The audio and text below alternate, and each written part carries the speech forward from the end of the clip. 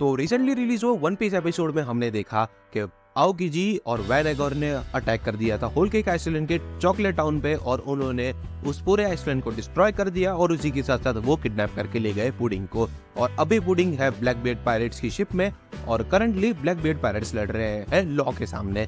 तो अभी सवाल उठता है कि आखिर ब्लैकबीयर्ड ने क्यों पुडिंग की किडनैपिंग करवाई, पुडिंग में ऐसी खास बात क्या है और क्या ये ब्लैकबीयर्ड का कोई मास्टर प्लान है। वेल, इन सारी चीजों की बात हम आज की वीडियो में करेंगे। तो पहले बात करते हैं पुडिंग पे। तो जैसे कि होल केक आइसलैंड में बिग मॉम ने बताया था कि पुडिंग बिलोंग करती है 3 आई ट्राइब से और अभी करंटली वन पीस के वर्ल्ड में कोई भी कंफर्म पर्सन नहीं है जो उस ट्राइब से बिलोंग करता हो, तो इसी वजह से बिग मॉम ने उसको अडॉप्ट किया था।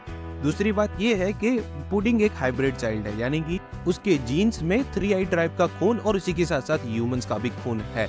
अब बिग मॉम ने इसको अडॉप्ट किया था, उसका एक और रीजन था जिसके बारे में हमें वानो में पता चला था, जब बिग मॉम ने काइडो से रिक्वेस्ट की थी कि वो रॉबिन को ना मारे क्योंकि उसे जरूरत है रॉबिन की, ताकि रॉबिन उसके लिए लोड पोनिग्लिफ पढ़ सके।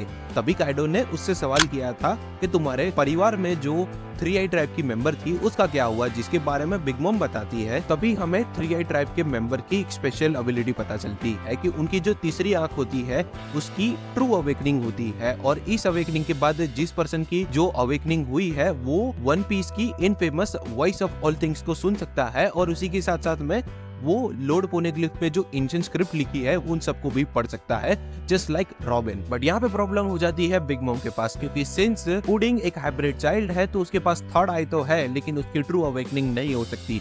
अगर ट्रू अवेकनिंग नहीं होगी तो वो पोनेग्लिफ नहीं पढ़ सकती और अगर वो पोनेग्लिफ नहीं पढ़ पाएगी तो वो बिग मॉम के लिए एक वेस्टेज है। तो अब तो तुम्हें पता चल चुका होगा कि पुडिंग इतनी खास क्यों है और वीकनेस भी क्या है पुडिंग की। तो इस पर से स्टिल ये थॉट उठता है, तो ब्लैकबीयर्ड ने पुडिंग का किडनैपिंग क्यों करवाया? क्या वो इसके बारे में नहीं जानता? वेल, ऐसा भी हो सकता है, या फिर ब्लैकबीयर्ड के पास कोई और ही प्लान है। अब वो तो सिर्फ ओडा बता सकते हैं, बट मेरा ऐसा मानना है कि ब्लैकबीयर्ड के पास कुछ ना कुछ तो प्लान होगा ही, क्योंकि अभी वन पीस के वर्ल्ड में जितने भी इंटेलिजेंट पर्सन है उनमें से एक है ब्लैकबीयर्ड। क्योंकि ब्लैकबीयर्ड भले ही स्ट्रेंथ और उन सारी चीजों में कमजोर हो लेकिन वो स्ट्रेटेजिस्ट एक बहुत बढ़िया है। और उसका भी एग्जांपल मैं तुम्हें देखता हूँ कि अभी तुमने देखा कि आओकी और वैनेगोर सिर्फ क्रैकर से लड़ते हैं और वो पुडिंग को उठा के ले जाते हैं, तो तुमने ये सोचा होगा कि बाकी सारे मेंबर्स कहाँ गए, काटाकुरी कहाँ गया? तो वेल, काटाकुरी मेन आइसलैंड पे लड़ रहा है जेरमा 66 से। जैसे कि तुमने अभी देखा कि पूरे आओकी के किडनैपिंग वाला सीन वो ओडा ने कवर स्टोरी बनाई थी और इसी के दौरान ही जेरमा 66 वालों ने होल केक आइसलैंड पे हमला किया था, क्योंकि सांजी के 2 और ब्रदर्स थे, उन लोगों ने उन को किडनैप करके बंदी बना रखा था। तो उन दोनों को छुड़वाने के लिए रेइजू और उसके फादर और कई सारे लोगों ने वापस होल केक आइसलैंड पे हमला किया था और उन दोनों को बचाने के लिए गए थे।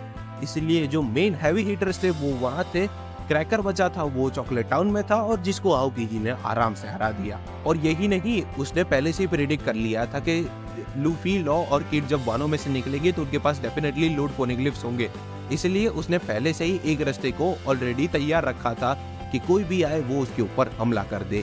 और जो हमने देख लिया जहाँ पे लॉ ब्लैकबीयर्ड की ट्रैप में फंस चुका है, अब क्या लॉ ब्लैकबीयर्ड को हरा देगा? वेल, वो तो हमें आने वाले एपिसोड्स में पता चलेगा, बट तुम पता चल गया होगा कि ब्लैकबीयर्ड भाई कितनी मास्टर प्लानिंग के साथ में घूम रहा है। स्पीकिंग ऑफ प्लान्स, हमने लेटेस्ट चैप्टर में देखा कि लूफी को फाइनली एल्बाफ ले जाने के लिए डोरी और ब्रोगी आ चुके हैं, तो ओडा ने लूफी के लिए एल्बाफ में क्या क्या प्लान सेट किए हैं उसके ऊपर मैंने एक प्रेडिक्टेड वीडियो बनाया है, तो वो वीडियो को तुम जरूर चेकआउट करना। बाकी मैं वीडियो को यहीं पे रैप अप करता हूँ। उम्मीद करता हूँ तुम्हें वीडियो पसंद आया होगा। वीडियो में से जाने से पहले वीडियो को लाइक और चैनल को सब्सक्राइब करते जाना। वीडियो कैसा लगा कमेंट्स में बताना और मैं तुम्हें मिलता हूँ नेक्स्ट वीडियो में, तब तक के लिए गुड बाय।